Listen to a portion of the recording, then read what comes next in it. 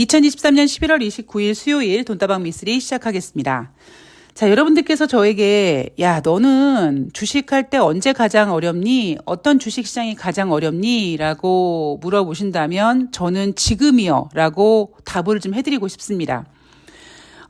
저는 주식시장에 호재가 만발할 때 가장 먼저 체크해야 되는 건 뭐냐면 이 호재가 이미 주식시장에 반영이 돼 있는 상태이기 때문에 과연 이 호재가 앞으로 얼마까지 어떤 강도로 주식시장에 영향을 줄 것인가. 반대로 주식시장에 악재가 만발했을 때 이 악재가 과연 언제까지 주식시장에 상처를 주고 언제쯤 소멸될까. 언제쯤 다른 이슈로 커버될까. 뭐 이런 것들을 계속 생각하면서 주식 매매를 하거든요. 그런데 제가 한 두어 달 전부터 연준이 내년에 금리를 인하할 것이다 라는 이야기를 계속 해드렸잖아요. 그런데 두 달 전에 여러분들이 생각해 보시면 전문가들은, 시장 참여자들은 오로지 꽂혀 있는 게 뭐였냐면요. 인플레이션이 잡히냐 안 잡히냐, 연준이 금리를 동결하냐 인상하냐 이거였었거든요. 그러니까 그들이 금리 동결, 인상 혹은 인플레이션에 꽂혀 있을 때 주식시장과 미쓰리는 연준의 금리 인하 가능성을 땡겨서 주식시장에 반영을 했고요. 그런 분위기가 11월 달 뉴욕 증시를 훈훈하게 만들었었습니다. 미쓰리 D 예상대로 지금 흘러가고 있는데 뭐가 걱정이야 라고 생각하신다면 지금 주식시장은요. 이제 금리 인하 재료도 재미가 없다고 생각을 합니다. 이게 무슨 소리냐?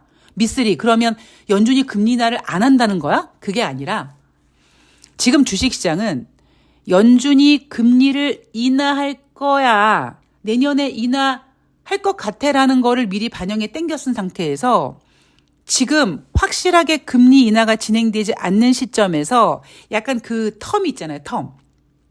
지금 시점부터, 그러니까 11월 말 이 시점부터 내년에 연준이 금리 인하를 할 것이라는 구체적인 이야기가 나올 때까지의 그런 그 기간 동안 분명히 다른 이슈가 나올 거거든요. 그런데 저는 솔직히 말씀드리면은 그 사이를 메울 이슈가 증시를 끌어올리게 하는 이슈라기보다는 증시를 누르게 하는 이슈가 되지 않을까라는 생각을 합니다. 그 이유 중에 하나는 항상 말씀드리지만 지금 미국의 기준금리 5%가 결코 만만한 자리가 아니고, 그리고 지금 유동성 장세도 아니려니와, 그리고 연준이 확실하게 금리 인하 카드를 내놓으려면 뭔가 연준을 계속 자극해야 되는 일이 생겨야 되거든요. 그리고 마지막으로 제가 보여주는 방송이 아니다 보니까, 그리고 아마 보이는 방송에서도 제가 안 보여드릴 겁니다. 그러니까 저만이 보는 지표가 있거든요. 그러니까 그거를 보면서도 뭔가 한번 시장을 누르는 일이 생길 것 같다라는 것이 솔직한 지금 제 심정이거든요. 만약에 미쓰리 예상대로 그런 상황이 벌어지면 아마 주식시장은 굉장히 재밌어질 거라고 전 생각을 합니다. 자, 여러분, 주식은 둠칫둠칫 리듬을 타는 거기 때문에 여러분들은 흥분하셔도 안 되고 욕심을 내셔도 안 되고 무엇보다 좌절하셔도 안 되고요.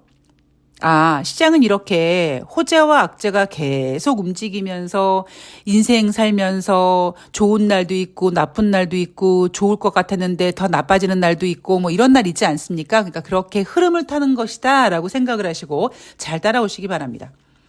물론 제가 이렇게 얘기한다고 여러분들을 100% 만족시킬 수 없어요. 늘 말씀드리지만 사실 저는 올해 제가 돈을 굉장히 많이 벌 거라고 생각을 했거든요. 왜냐하면 지금 11월 말 기준으로 봤을 때 주식시장이 움직이는 이 모습이요. 미쓰리가 예상했던 대로 따라오고 있습니다.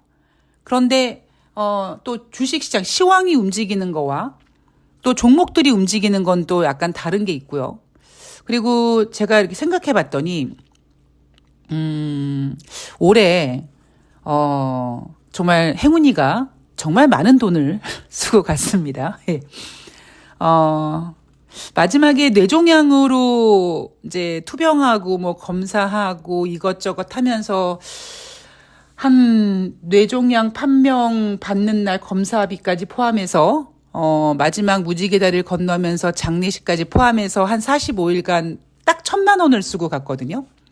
그리고 올해 4월 달에 이제 유선종양 치료하면서 중성화하면서 이제 개복을 했더니 자궁축농증도 있고 뭐 기타 등등. 그리고 이제 스케일링도 하고 뭐 중간중간에 병원 다니고 이러면서 올해 참 정말 행운이가 엄마 지갑을 탈탈 털고 갔습니다.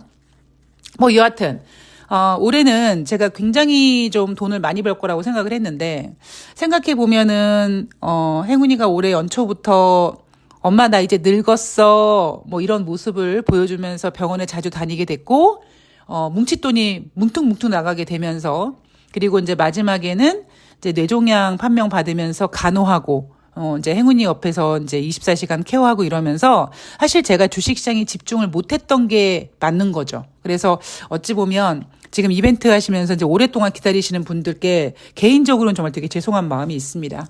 뭐 그나마 요즘 조금 제가 정신 차리고 종목들도 움직이고 또 매도하시는 분들도 계시고 뭐 이렇게 이제 하나씩 제가 이제 리듬을 찾아가는 건데 뭐 여하튼 내년 5월 달에 금리를 인하할 것이다라는 기대는 이미 주식시장에 반영이 된 거고요.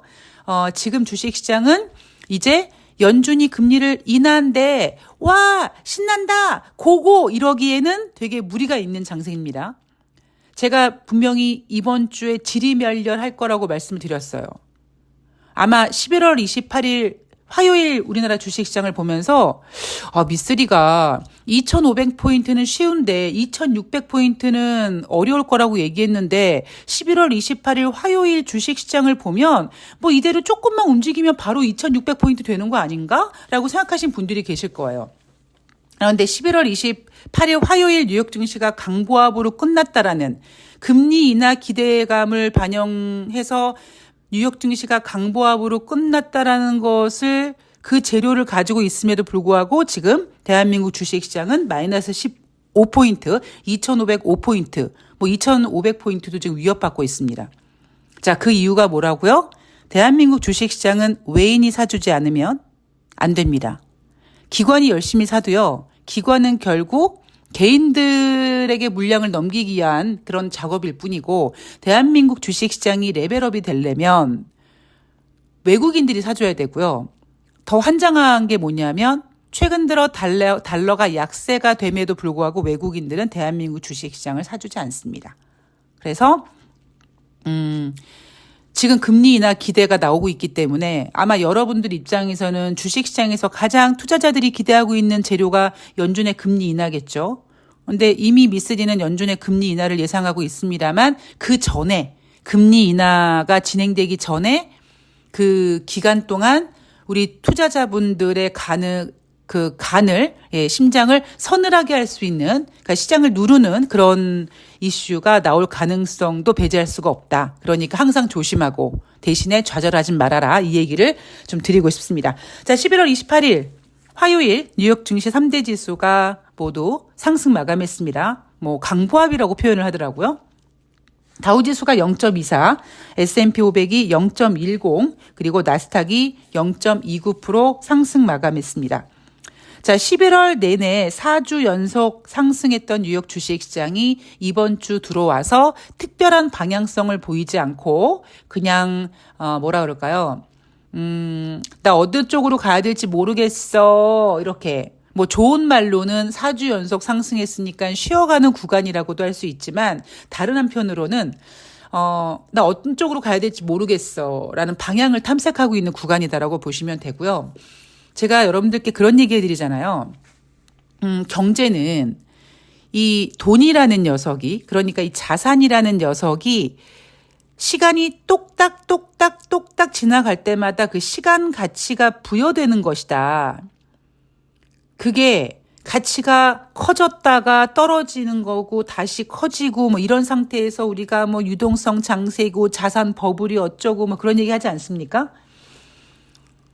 그 얘기 뭐냐면 주식시장은 혹은 경제는 어느 쪽 방향으로 계속 이렇게 움직여야 되거든요. 인생이나 주식이나 한쪽 방향으로만 가는 게 없지만 그런데 지금 주식시장은 뭐냐면 사람의 일생, 사람의 생활을 좀 비유를 하면 왜 그런 날 있잖아요.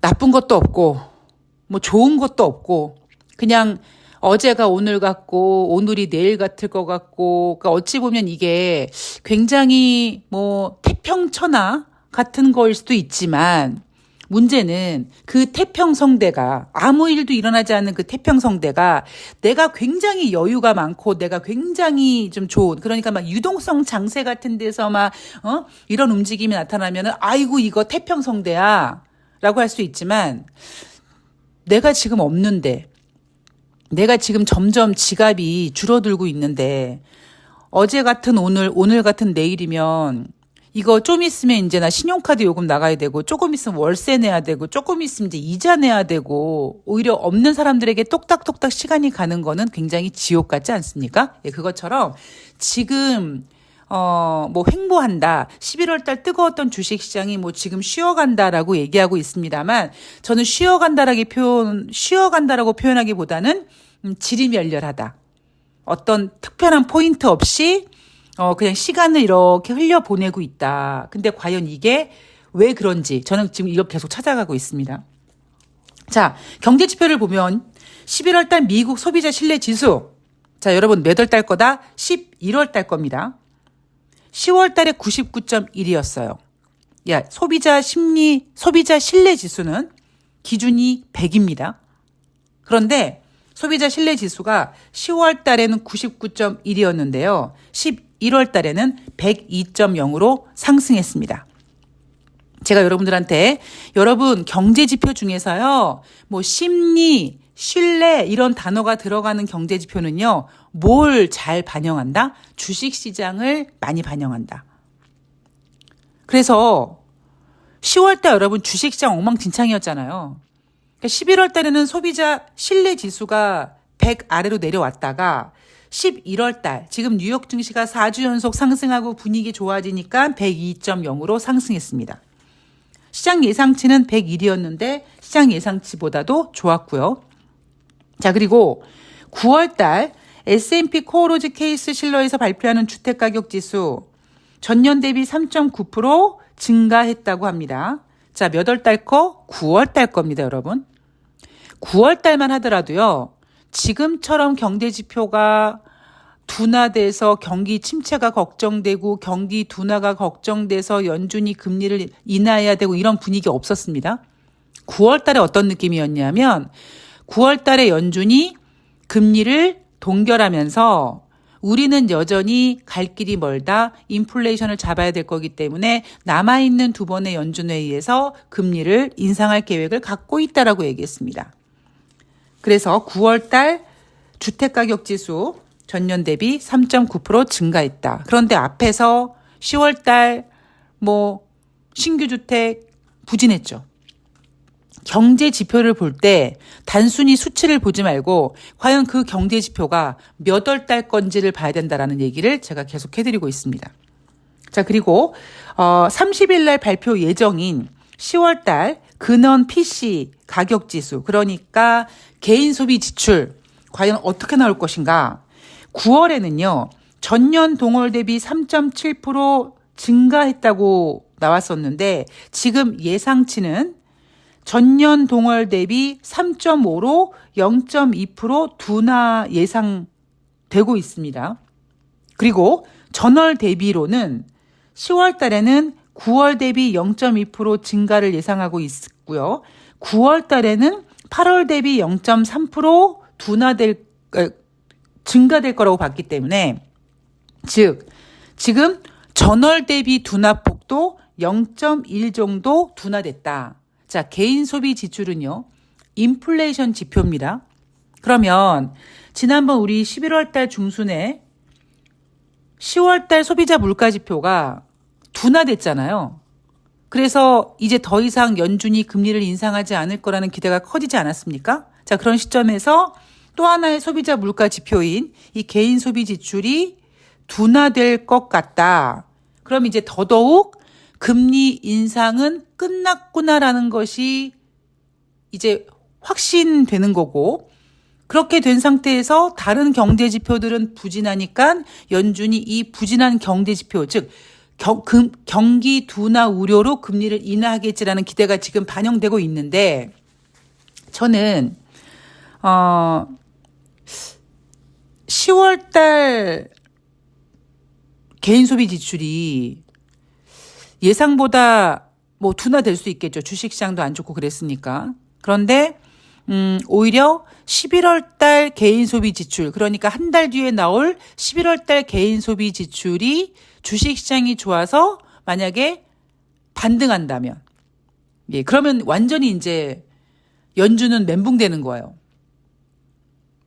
물론 소비자 물가 지표는 뭐 둔화되고 있습니다만 개인 소비 지출은 제가 또 다른 속도감이 있다고 말씀을 드리잖아요.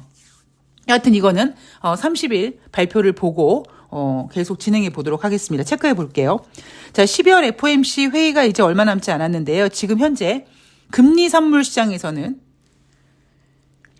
2024년 내년 5월 달에 첫 금리 인하를 시작해서 총 100bp, 그러니까 한 1% 정도 금리를 인하할 거라고 예상하고 있습니다. 그러면 지금 미국의 기준금리가 5%니까 한 4%가 될 거라는 거죠. 그냥 야무진 꿈이라고 전 생각을 하고요.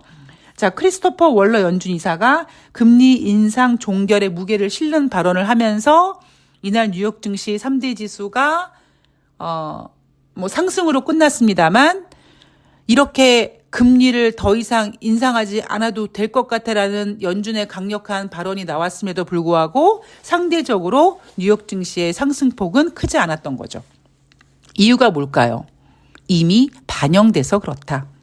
11월 달 4주 연속 내내 주식시장이 상승한 이유, 바로 이미 주식시장은 연준이 경제지표가 부진해서 더 이상 금리 인상을 못할 거라는 거를 알고 있었습니다. 그래서 오른 거다.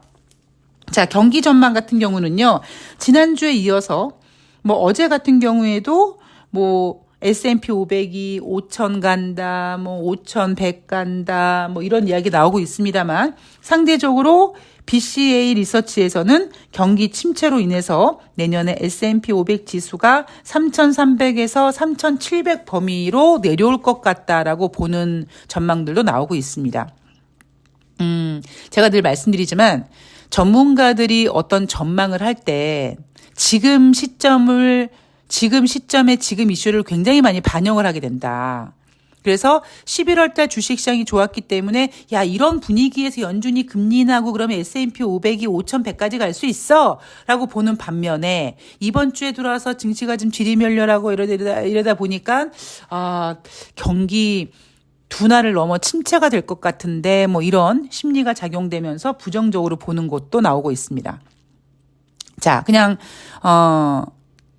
뭐 미쓰리 엄마 어차피 시황을 크게 보는 사람이니까 제가 보는 시점은, 아까 금리 선물 시장에서 연준이 5월 달에 금리를 처음 인하할 거라고 보고 있습니다만, 미쓰리는 5월 전에 금리를 인하하게 될 것이고, 그 이유는 지금의 미국의 기준금리가 상당히, 여러분 생각해 보세요. 12월 달에 금리를 동결한다고 쳤을 때 이미 지금 미국의 기준금리 5%가 몇 달째 유지되고 있지 않습니까? 그러니까 기준금리는 5%로 지금 22년인가 23년 만에 지금 최고 수준으로 유지되고 있는데, 이 높은 금리가 계속 유지되면서 똑딱똑딱 시간은 흘러가는데 이 5%의 높은 기준금리 때문에 다른 경제 지표들이 다 작살나고 있습니다. 그런 상태에서 12월, 1월, 2월, 3월, 4월, 5월, 즉 6개월을 이 5%의 높은 기준금리로 쭉 유지를 한다면 미국 경제가 골디락스가 될 수 있을까요? 전 그거 불가능하다고 봅니다. 그래서 저는 5월 달 전에 연준은 금리를 인하하게 될 것이며, 연준이 금리를 인하하게 할 수밖에 없는 이유는 이 5%의 기준금리 유지가 마치 멤버 유지 박사가 지금 대한민국을 개박살 내고 있는 것처럼, 이 미국의 기준금리 5%의 유지가 주식시장의 그 어떤 곳에 그 어딘가에 뭔가 부작용을 일으켜서 연준이 어쩔 수 없이 5월 전에 금리 인하 카드를 꺼내게 되지 않을까라는 것이 지금 제가 보고 있는 시황입니다. 그래서 지금 아무리 금리 인하 가능성이 커지면서 뭐 뉴욕 증시가 11월 내내 상승했고 뭐 S&P 500이 뭐 5,100이 가니 코스피가 2,800 가니 개소리 남발하지만 저는 흔들림 없는 냉정함으로 주식시장을 읽어보도록 하겠습니다. 자, 대한민국 주식시장은요, 외인이 매수하지 않으면 어렵다. 개인이 매수하는 거, 아이고, 이거는요, 주식시장을 더 엉망진창 만드는 것이다. 미쓰리가 올해 돈을 못 벌었던 가장 큰 이유, 물론 행운이와 마지막 1년을 보내면서, 행운이가 아프고, 뭐, 간호하고 또 수술하고 이런 과정에서 신경을 약간 분산시킨 것도 있지만, 무엇보다 개인 투자자들이 시장에 들어와서 시장을 상당히 많이, 미쓰리가 싫어하는 스타일로 망가뜨려 놨기 때문입니다. 자, 여러분, 오늘 눈단방 미쓰리는 여기까지고요. 저는 내일 11월 29일 수요일 뉴욕 증시 가지고 11월 마지막 날 더 좋은 내용으로 찾아뵙도록 하겠습니다. 좋아요 좀 눌러주시고요. 저는 내일 뵐게요. 고맙습니다.